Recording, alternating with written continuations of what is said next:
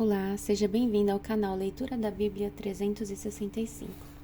Hoje vamos dar continuidade na leitura do dia 13 de abril, que é o dia 103.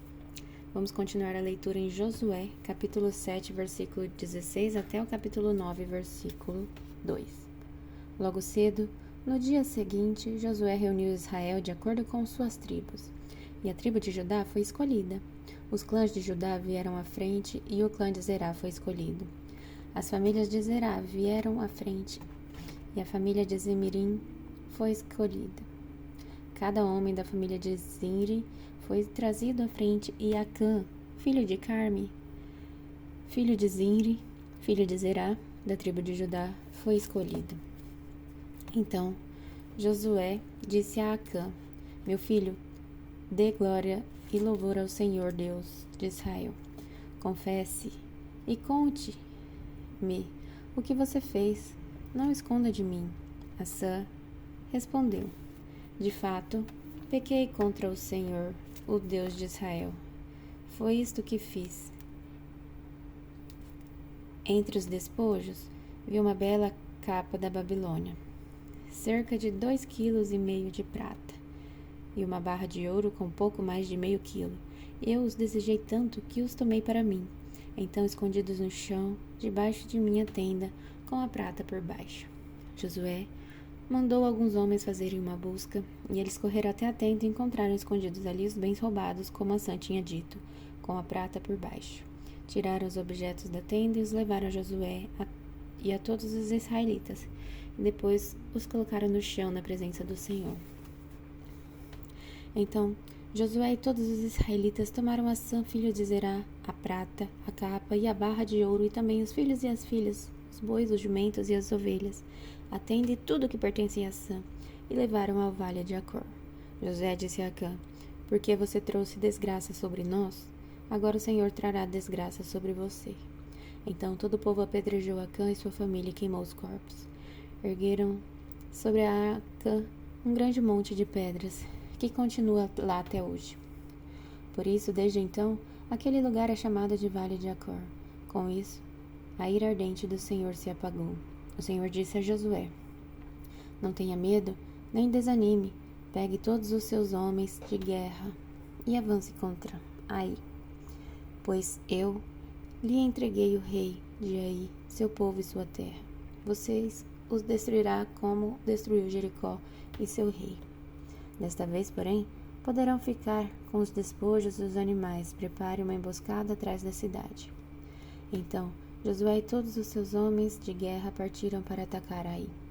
Josué escolheu 30.000 de seus melhores guerreiros e de noite os enviou com as seguintes ordens: armem uma emboscada atrás da cidade perto dela e preparem-se para entrar em ação. Quando o nosso exército principal atacar, os homens de Ai sairão para a luta, como fizeram antes, e nós fugiremos deles. Então eles nos perseguirão até que os tenhamos atraído para longe da cidade, pois dirão: os israelitas estão fugindo de nós como fizeram antes. Então, enquanto corremos deles, vocês sairão da emboscada e tomarão a cidade, pois o Senhor seu Deus a entregará em suas mãos. Ponham fogo na cidade, conforme o Senhor ordenou. Essas são as minhas ordens. Josué os enviou e eles foram ao lugar da emboscada, entre Betel e o lado oeste de Ai. Josué, porém, passou a noite com o povo no acampamento. No dia seguinte, logo cedo, Josué passou em revista a tropa e partiu para Ai, acompanhado dos líderes de Israel. Todos os homens de guerra que estavam com Josué se aproximaram da cidade e acamparam do lado norte de Ai, onde um vale os separava da cidade. Naquela noite, Josué enviou cerca de 5.000 homens para esperarem escondido entre Betel e Ai, do lado oeste da cidade. O exército principal se posicionou ao norte da cidade e o grupo da emboscada a oeste. Josué, por sua vez, passou a noite no meio do vale. Quando o rei de Ai viu os israelitas do outro lado do vale, ele e seu exército se apressaram e saíram bem cedo para os atacarem no local de onde se avista o vale do Jordão. Não sabia, porém, que havia uma emboscada atrás da cidade. Josué e o exército de Israel fugiram em direção ao deserto, como se tivessem derrotados. Todos os homens da cidade foram chamados para persegui-los, e com isso acabaram atraídos para longe da cidade. Não restou um só homem em Ai e em Betel que não perseguisse Israel, e as cidades ficaram totalmente desprotegidas. Então o Senhor disse a Josué: aponte para Ai a lança que você tem na mão, pois eu lhe entregarei a cidade. Josué fez conforme ordenado, e assim que deu-se sinal, todos os homens da emboscada saíram correndo de sua posição e invadiram a cidade. Em pouco tempo, eles a capturaram e a incendiaram. Quando os homens de Ai olharam para trás, a fumaça da cidade subia ao céu, e eles não tinham para onde ir, pois os israelitas que fugiam em direção ao deserto se voltaram contra seus perseguidores. Ao perceberem que a emboscada havia sido bem sucedida e fumaça subia na cidade, Josué e todo o exército de Israel deram meia volta e atacaram os homens de Ai. Enquanto isso, os israelitas que estavam dentro da cidade saíram e atacaram o inimigo pela retaguarda. Os homens de Ai ficaram presos no meio, com guerreiros israelitas de ambos os lados. Israel os atacou e nenhum deles sobreviveu nem escapou. Somente o rei de Ai foi capturado vivo e levado a Josué. Quando o exército israelita terminou de perseguir e matar todos os homens de Ai nos campos abertos, voltou e acabou com quem tinha ficado dentro da cidade. Toda a população de Ai, no total de 12.000 homens e mulheres, foram exterminadas naquele dia, pois Josué manteve sua lança estendida até que todos os moradores de Ai estivessem sido completamente destruídos. Somente os animais e os tesouros da cidade não foram destruídos, pois Israel os tomou como despojo, conforme o Senhor havia ordenado a Josué. Então Josué pôs fogo na cidade de Ai, e ela se tornou para sempre uma pilha de ruínas, um lugar desolado até hoje. Josué enforcou o rei de Ai numa árvore e ali deixou até tarde. Ao pôr do sol, os israelitas retiraram o corpo da árvore e, por ordem de Josué, o lançaram em frente à porta da cidade.